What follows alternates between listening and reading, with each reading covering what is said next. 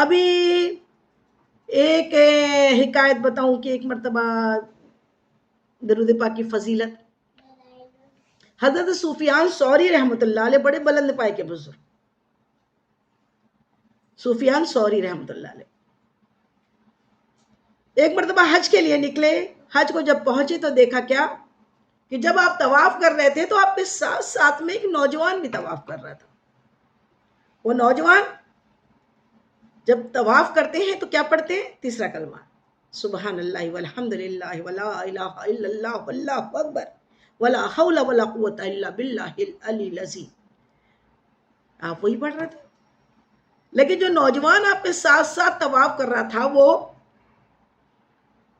صرف درود پڑھ رہا تھا، تیسرا کلمہ نہیں پڑھ رہا تھا. صرف کیا پڑھ رہا تھا؟ درود پاک پڑھ رہا تھا. درود پاک پڑھ رہا تھا. اب اتفاق دیکھیے کہ آپ کو بڑا تعجب لگا کیا شاید اس کو نہیں آتا تیسرا کلمہ پڑھنا چاہیے، ربنا آتینا پڑھنا چاہیے، لیکن یہ تو کیا معلوم کیا پڑھ رہا ہے، یہ تو صرف درود ہی پڑھ رہا ہے، شاید اس کو نہیں آتا ہوگا. اتفاق سے ہوا یہ کہ جب صحیح کرنے پہنچے صفا مروہ پہ تو صفا مروہ پہ بھی آپ نے دیکھا کہ آپ کو وہی نوجوان آپ کے بازو میں نظر آ گیا اور وہ صحیح کرتے وقت بھی چوتھا کلمہ پڑھا جاتا ہے، وَإِنَّ الصَّفَا وَالْمَرْوَةَ مِن شَعَائِرِ اللَّهِ والی دعا پڑھی جاتی ہے. پھر وہ درود پاک ہی پڑھ رہا تھا، درود شریف پڑھ رہا تھا. اب آپ سے رہا نہیں گیا. صحیح مکمل ہونے کے بعد آپ نے اس نوجوان کو روکا اور پوچھا، اے نوجوان بڑی تعجب کی بات ہے، کیا تم نہیں جانتے ہو طواف میں کیا پڑھا جاتا ہے؟ کیا تم نہیں جانتے ہو صحیح میں کیا پڑھا جاتا ہے؟ اس نوجوان نے آپ کو باغور دیکھا تو پہچان لیا اور کہنے لگا آپ حضرت سفیان ثوری رحمۃ اللہ علیہ ہے نا؟ آپ نے ہاں میں سر ہلایا. کہنے لگا اگر آپ نہ ہوتے تو میں یہ بات کسی کو نہیں بتاتا. کہا کیا بات ہے؟ کہا حضرت مجھے بھی معلوم ہے طواف کرتے وقت کیا پڑھا جاتا ہے، صحیح کرتے وقت کیا پڑھا جاتا ہے، لیکن میرے ساتھ کچھ ایسا ہوا ہے جس کی وجہ سے میں صرف درود ہی پڑھتا ہوں. کہا کیا ہوا ہے؟ کہنے لگے، وہ نوجوان کہنے لگا بات یہ ہے کہ میں اپنے والد محترم کے ساتھ، اپنے والد کے ساتھ حج کے ارادے سے اپنے گھر سے نکلا تھا. جدہ پہنچنے کے بعد یہ ہوا کہ اس وقت تو ایسی فلائٹ کیسے نہیں آتے تھے، بالکل راستوں کا قافلوں کے ساتھ میں آیا جاتا تھا، سفر ہوتا تھا. میں اپنے والد کے ساتھ آ رہا تھا تو راستے میں میرے والد کی طبیعت بہت خراب ہو گئی اور جدہ پہنچتے پہنچتے ان کا انتقال ہو گیا. میرے والد کا انتقال ہوا، میں تو آپ کے ساتھ آ رہا تھا. اب میں اپنے والد کو راستے میں جب ان کا انتقال ہو گیا تو ان کے پاس میں یوں سر جھکا کے بیٹھ گیا اور جیسے میں نے اپنے والد کے چہرے کو دیکھا تو میرے والد کا چہرہ سیاہ کالا ہو گیا تھا. اللہ اکبر. میں بہت گھبرا گیا. اے اللہ، یہ پردیس کا عالم ہے اور لوگ تو یہی باتیں بناتے ہیں کہ کسی کا چہرہ اگر مرنے کے بعد کالا ہو جائے، سیاہ ہو جائے تو اس کو بہت بڑا گنہگار سمجھتے ہیں. یا اللہ، یہاں پردیس میں نہ کوئی میرا ماہی، نہ کوئی یاور، نہ کوئی میرا مددگار ہے، اور ایسی حالت میں میرے والد کا صورت بھی کالی ہو گئی ہے، چہرہ سیاہ ہو گیا ہے. یہاں کے لوگ نہ جانے کیا باتیں بنائیں گے، کیسے مدفن تدفین کروں گا میں. یہ سوچ کے میں یوں ہی اپنے والد کے پاس بیٹھا بیٹھا گنودگی ہوئی اور میری آنکھ لگ گئی. اور اچانک میں نے دیکھا کہ آنکھ کھلی تو دیکھا تو کیا دیکھا کہ ایک نورانی شکل صورت والے پیارے پیارے بزرگ تشریف لائے اور آپ نے اپنا دست رحمت میرے والد کے چہرے پر پھیر دیا. اپنے دست رحمت، آپ کا دست رحمت چہرے پہ پھیرنا تھا کہ وہ میرے والد کا سیاہ پڑا چہرہ شفاف اور نور سے جگمگانے لگا. میں خوش ہو گیا، دیکھا یہ کیا ہوا ہے، کیا منظر ہے. اور جیسی وہ جانے لگے میں نے آپ کا دامن پکڑ لیا اور میں نے کہا اے پیاری پیاری صورت والے، اے سونی سونی صورت والے، اے بزرگ بتائیے تو صحیح آپ کون ہیں؟ تو کہا کہ میں تیرا نبی ہوں، میں محمد مصطفیٰ صلی اللہ علیہ وسلم ہوں. جب تو پریشانی میں تھا اور تیرا والد یوں تو تھا بڑا گنہگار، بہت گناہ تھے اس کے، لیکن وہ مجھ پہ کثرت سے درود بھیجا کرتا تھا. جب مشکل گھڑی اس پہ آن پڑی تو میرا امتی ہے، میں اسی لیے مجھ کو وہاں سے آنا پڑا اور میں نے آ کے اس کے چہرے پہ اپنے دست مبارک پھیرے تو جیسے میں نے دیکھا کہ میرا والد اتنا گنہگار ہو کے جو نبی کریم صلی اللہ علیہ وسلم کے دست مبارک سے جگمگانے لگا، تو پھر ایسے پیارے حبیب پہ درود پڑھنے سے افضل کیا بات ہو سکتی ہے؟ اس لیے میں نے طواف کیا تو بھی درود پڑھا، صحیح کی تو بھی درود پڑھا۔ سبحان اللہ سبحان اللہ۔ درود ایسا وظیفہ ہے کہ اس سے اچھا کوئی وظیفہ ہی نہیں ہے، اس سے اچھا کوئی ورد و وظائف ہی نہیں ہے۔ ایک مرتبہ ایک صحابی رسول آقا کریم صلی اللہ علیہ وسلم سے ارشاد فرماتے ہیں کہ یا رسول اللہ، میں اپنے دن کا چوتھائی حصہ آپ پہ درود پاک بھیجا کروں تو کیسا رہے گا؟ میرے آقا ارشاد فرماتے ہیں اچھا ہے، لیکن اس سے زیادہ بھی بھیجو تو وہ تمہارے حق میں بہتر ہے۔ کہا اچھا میں چوتھائی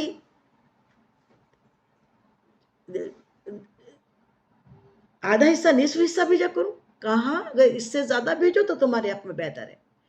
تو پھر کہا کہ اچھا میں پورا اپنے دن کا پورا ہی حصہ نمازوں کے بعد آپ پہ درود بھیجنے کے لیے مقرر کر لوں تو کیسا رہے گا؟ پیارے آقا ارشاد فرماتے یہ آپ کے لیے اچھا ہے۔ سبحان اللہ سبحان اللہ، یہ اچھا ہے، آقا نے فرما دیا یہ اچھا ہے۔ ایک صحابی رسول سے آقا کریم صلی اللہ علیہ وسلم نے ایک مرتبہ تہجد میں سب کو اٹھایا کہ اے لوگو اٹھو، قیامت قریب ہے، اپنے رب کو مناؤ۔ پھر صحابیوں میں سے ایک صحابی نے پوچھا یا رسول اللہ صلی اللہ علیہ وسلم، ہم آپ پہ درود بھیجتے ہیں، جب آپ دنیا سے وصال کر جائیں، آپ جب دنیا سے انتقال کر جائیں تو پھر اس کے بعد بھی کیا آپ ہمارا درود آپ تک پہنچے گا؟ تو میرے آقا مسکرا دیے، ارشاد فرماتے ہیں اللہ رب العزت نے زمین پہ انبیاء علیہ الصلوۃ والسلام کے جسموں کو حرام کر دیا ہے۔ انبیاء علیہ الصلوۃ والسلام کے جسموں کو مٹی چھو نہیں سکتی، کھا نہیں سکتی، اور انبیاء کے جسم جیسے کہ ویسے قبر میں اپنی قبر میں ہوتے ہیں، اور اللہ انہیں رزق بھی دیتا ہے۔ سبحان اللہ سبحان اللہ۔ کیوں نہ ہو؟ جب اللہ نے شہیدوں کے بارے میں فرما دیا کہ شہید کو مردہ نہ کہو، وہ اپنے جسم اپنے قبروں میں زندہ ہے اور ہم انہیں رزق دیتے ہیں، تو پھر جس کے صدقے شہادت کا مقام ملا وہ نبی کیا اپنی قبر میں زندہ نہیں ہے؟ وہ تو اپنی قبر میں زندہ ہے۔ آپ تک ہمارا درود بھی پہنچتا ہے، سلام بھی پہنچتا ہے، آپ تک ہمارا درود بالکل پہنچتا ہے، اور آپ جواب بھی دیتے ہیں۔ اور جواب کیسے دیتے ہیں دیکھیے، اس لیے درود کے ساتھ سلام ضرور پڑھنا چاہیے، سلام کی بڑی اہمیت ہے۔ حضرت احمد کبیر رفاعی، جو رفاعیہ سلسلے کے بڑے، آپ اتنے بلند و بالا مقام پر فائز ہیں۔ حضرت احمد کبیر رفاعی رحمت اللہ علیہ سید بھی ہے۔ سید کون ہے؟ آقا کی اولادوں میں آقا کے بیٹے ہو گئے۔ آپ کو ایسا روحانی فیض حاصل تھا کہ آپ اپنے شہر سے جب بھی درود پاک بھیجتے آپ کو سلام ملتا، درود سلام بھیجتے سلام کا جواب ملتا، اور روحانیت کے ایک بڑے عظیم منصب پر آپ فائز تھے۔ ساری زندگی درس میں، اللہ کے دین کے فروغ میں اور اللہ کے حبیب پہ درود بھیجنے میں صرف کی۔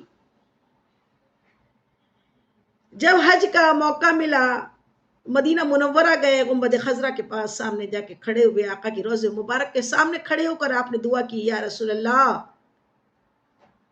آپ کا بیٹا آیا ہے، ابھی تک روحانی طور پر آپ کا سلام کا جواب پاتا تھا، اب جسم کے ساتھ آیا ہے، میں آپ کو بھی جسم کے ساتھ آپ کا دیدار کرنا چاہتا ہوں، آپ کا جواب ڈائریکٹ سننا چاہتا ہوں، یا رسول اللہ میرے سلام کا جواب دیجیے۔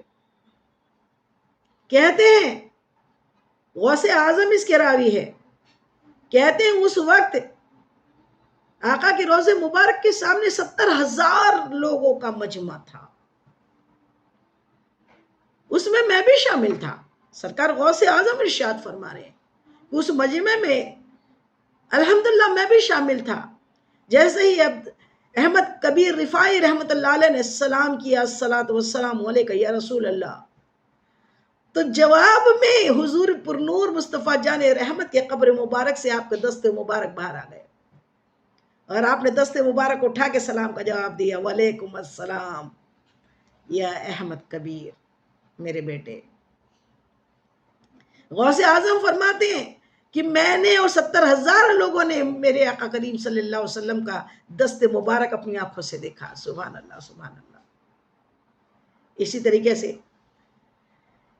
حضرت عبدالحق محدث دہلوی رحمۃ اللہ علیہ، دلی کے بڑے بلند پائے کے بزرگ محدث ہے.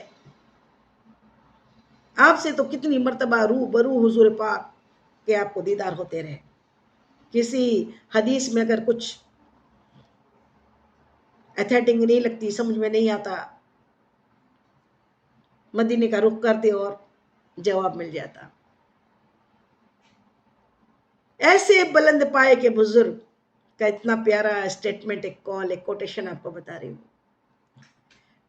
ارشاد فرماتے ہیں کہ میں عبدالحق محدث دہلوی میں اللہ سے دعائیں مانگتا ہوں، مجھے معلوم نہیں کون سی دعا قبول ہوتی ہے اور کون سی قبول نہیں ہوتی ہے، کنفرم نہیں ہوتا ہے. لیکن ہاں ایک جگہ میں کنفرم پکا محسوس کرتا ہوں کہ میری دعائیں قبول ہو رہی ہے، اور وہ وقت ہے جب میں کھڑے ہو کے اپنے آقا کریم صلی اللہ علیہ وسلم پہ صلاۃ و سلام پیش کرتا ہوں، تو مجھے یقین ہوتا ہے کہ اس وقت مانگی دعا قبول اللہ ضرور کرتا ہے. سبحان اللہ سبحان اللہ. سلام بھیجتے وقت کی دعا. سبحان اللہ سبحان اللہ. اللہ ہمیں ایسی محبت کے ساتھ سلام پیش کرنے والا بنائے، آقا سے سچی پکی محبت کرنے والا بنائے. ایسی درود پاک کی ایک فضیلت اور سن لیتے ہیں کہ حضرت ہمارے آقا کریم صلی اللہ علیہ وسلم ایک مرتبہ سفر پہ تھے، غزوے کے سفر میں تھے، اور ایک جگہ پہ قیام کیا ہوا تھا، خیمے گاڑے تھے، بھوک لگی ہوئی تھی. آقا نے اپنے صحابیوں سے پوچھا، یا اے میرے ساتھیوں، کیا کچھ کھانے کو ہو تو لے کر آؤ. ساتھیوں نے دیکھا تو صرف جوں کی سوکھی روٹیاں تھیں، جوں کی سوکھی روٹیوں کے ٹکڑے آپ کے سامنے لا کے رکھ دیے گئے. جو کی سوکھی روٹی لا کے رکھ دی گئی. جیسے ہی جو کی سوکھی روٹی آقا کریم صلی اللہ علیہ وسلم پانی میں ڈبا کے کھانے کے لیے منہ میں ڈالنے لگے تو بھن بھن کر کے مکھیوں کی آواز، شہد کی مکھیوں کی آواز آئی. شہد کی مکھیاں آپ کے پاس آ کے بھن بھنانے لگی، گویا کچھ کہہ رہی ہے. صحابیوں نے دیکھا کہ کیا کہہ رہی ہے مکھیاں حضور پاک کو، اور حضور میرے آقا ایسے ہیں جو سب کی بولی جانتے ہیں، کون کیا کہہ رہا ہے، کہاں سے کس نے پکارا ہے، سب جانتے ہیں. شہد کی مکھیوں پہ بھی تو آپ رحمت للعالمین بن کر آئے ہیں. تو شہد کی مکھیوں نے اپنی لینگویج میں کہا، آقا نے سن لیا. مکھیاں کہنے لگی، یا رسول اللہ صلی اللہ علیہ وسلم، آپ جو کی سوکھی روٹی کیوں کھا رہے ہیں؟ یا رسول اللہ، اس دور مقام پر، اس اونچے مقام پر ہم نے شہد کا چھتا بنایا ہے، آپ اپنے کسی صحابی کو بھیج کے وہ شہد منگا لیجئے اور شہد سے روٹی تناول فرمائیں. پیارے آقا نے جب یہ بات شہد کی مکھیوں سے سنی تو ارشاد فرماتے ہیں بڑی محبت کے ساتھ، اے مکھیوں، تم اتنا میٹھا میٹھا شہد کیسے بناتی ہو؟ حالانکہ آپ جانتے ہیں، ہمیں بتانا مقصود ہے. پوچھا، اے مکھیوں، تم اتنا میٹھا شہد کیسے بناتی ہو؟ مکھیوں نے عرض کیا، یا رسول اللہ صلی اللہ علیہ وسلم، ہمارے اللہ عز و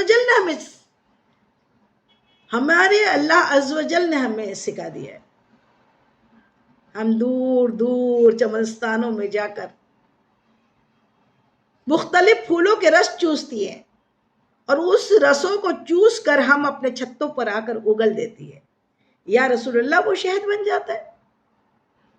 پیارے آقا مسکرا دیے، ارشاد فرماتے ہیں، اے مکھیوں، پھولوں کے رس جو ہوتے ہیں وہ تو پھیکے سیٹھے تلخ ہوتے ہیں، اس میں مٹھاس تو نہیں ہوتی. پھولوں میں خوشبو ہوتی ہے لیکن ان کے رس میں مٹھاس نہیں ہوتی، وہ تو تلخ ہوتے ہیں. کبھی کڑوے لگتے ہیں، کبھی کسیلے لگتے ہیں. گلاب پھولوں کا راجا ہے، آپ کبھی چکھ کے دیکھیے تو اس میں تلخی لگتی ہیں، مٹھاس نہیں ہوتی. آقا فرماتے پھولوں کے رس تو پھیکے سیٹے تلخ ہوتے ہیں، پھر شہد میٹھا قصہ بن گیا. پیارے آقا مصطفیٰ جان رحمت سے مکھیاں عرض کرتی ہے، یا رسول اللہ صلی اللہ علیہ وسلم، جب ہم ان پھیکے سیٹے تلخ رسوں کو اپنے چھوٹے چھوٹے منہوں میں بھر کر اپنے چھتوں تک اڑتی ہیں تو ہمارے اللہ عز و جل نے ہمیں سکھا دیا ہے ہم تمام راستہ آپ کریم آقا پہ درود پاک پڑھتے ہوئے اڑتی ہے، چونکہ ہمارے چھوٹے چھوٹے منہوں میں وہ پھیکے سیٹے تلخ رس بھرے ہوتے ہیں، اور اس میں وہ چھوٹی چھوٹی زبان ہوتی ہے، اور اس زبان سے ہم آپ پہ درود پاک بھیجتی ہیں، تو اس درود کے صدقے وہ پھیکے سیٹے تلخ رس شہد بن جاتے ہیں۔ سبحان اللہ سبحان اللہ۔ میری پیاری بہنوں، ہم اشرف المخلوقات ہے، مکھی ادنا مخلوق ہے، شہد کی مکھی بھی ادنا مخلوق ہے۔ ادنا مخلوق اگر درود پڑے قرینے سے تو اس کے منہ کی کڑواہٹ کڑو اور تیکھے رس میٹھے ہو جاتے ہیں، شہد بن جاتے ہیں۔ پھر ہم تو اللہ کے بندے بھی ہیں، اللہ کے رسول کی امتی بھی ہے، اشرف المخلوقات ہے، اور اگر ہم اپنے زبان سے نبی کریم صلی اللہ علیہ وسلم پر بڑی محبت کے ساتھ درود پاک بھیجے اور زبان کے گناہوں سے بچے رہیں، غیبت سے، چغلی سے، اس کی سے، بہتان کشی سے، کسی کی دل آزاری سے، اگر ان زبان کی گناہوں سے ہم زبان کو بچا کے رکھیں اور پھر درود پڑھے تو ہماری زبان سے تو شہد سے بھی زیادہ میٹھا کچھ ہونا چاہیے۔ ہماری زبان وہ ہونی چاہیے کہ ہم کسی کو دین کی دعوت دیں اور وہ ایمان والا بن جائے، ہم کسی کو اللہ کے بارے میں بتائیں وہ اللہ والا بن جائے، جو ہم کو دیکھ لے اسے اللہ یاد آ جائے۔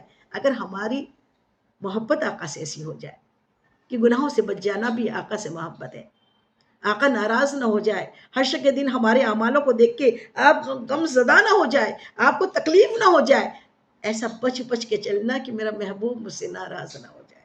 دنیا میں کس سے محبت ہوتی ہے تو کتنا سوچا جاتا ہے اس کو یہ بات بری نہ لگ جائے، میری ماں مجھے بہت چاہتی ہے، کہیں وہ میری غلط حرکت پہ مجھ سے ناراض نہ ہو جائے، میرے والد مجھے میرے ابو بہت چاہتے ہیں، کہیں وہ میری روڈ پہ کھڑے ہو گئے ادھر ادھر گھومنے سے وہ ناراض نہ ہو جائے، میں ان کی عزت پامال نہ کر دوں۔ یہ تمام چیزوں کو ذہن نشین کر کے جب بندہ چلتا ہے نا تو پھر وہ اپنے محبوب کی محبت کو پاتا ہے۔ تو اللہ کے محبوب سے بڑھ کے محبت کس سے ہو؟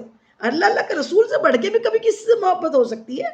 ہونی بھی نہیں چاہیے، کیونکہ محبت تو اصل وہ ہے جو کام آ جائے، محبت اس سے کی جاتی ہے، وہ دوست ایسا ہوتا ہے جو مشکل میں کام آتا ہے، اور میرے آقا تو قبر میں بھی کام آنا ہے، حشر میں بھی کام آنا ہے، پل صراط پہ بھی کام آنا ہے، میزان پہ بھی کام آنا ہے، پیاس میں آب کوثر بھی پلانا ہے۔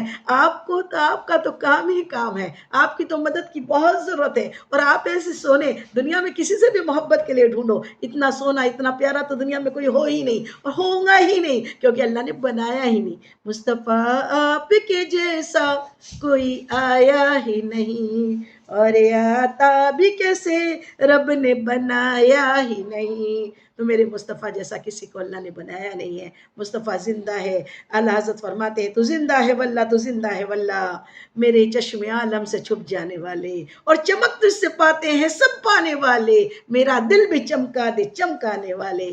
یا رسول اللہ نظر کرم فرمائیے ہم پہ، اور ہمیں ایسا بنانے کے لیے دعا فرما دیجئے۔ اے اللہ ایسا بنا دے کہ ہم تیرے حبیب کے پیارے بن جائے، تیرے حبیب کے دلارے بن جائے، اللہ ہم تیرے اچھے بندوں میں شامل ہو جائے۔ اے اللہ ہم چاہے بھی تو گناہ نہ کر پائے، اے اللہ ہمیں ہمیشہ گناہوں سے گریز کر دے، ہمارے دلوں میں گناہوں سے نفرت دلا دے۔ اے اللہ ہمیں 2400 گھنٹے تیری اطاعت گزار، تیرے حبیب کی اطاعت گزار بنا دے۔ اے اللہ ہمیں پنجگانہ نمازی بنا دے، نمازوں میں خشوع و خضوع پیدا فرما، خوب تلاوت قرآن پاک کرنے والے بنا، ایسا تلاوت قرآن پاک کہ جسے آقا کریم بھی سنا کرے۔ اللہ ایک صحابی رسول تھے جو بڑی پیاری آواز میں درود وہ تلاوت سنا کیا کرتے تھے۔ ایک مرتبہ آقا وہاں سے گزرے، کہا کہ میں نے آپ کی تلاوت سنی، کہا یا رسول اللہ اگر مجھے معلوم ہوتا نا میں اور جمع جمع کے پڑھتا۔ سبحان اللہ سبحان اللہ، یہ محبت تھی صحابہ کرام کو۔ صحابہ کرام نے تو اپنی جان سب کچھ، اپنا بال بچے، اپنا گھر، اپنا مال سب آقا پہ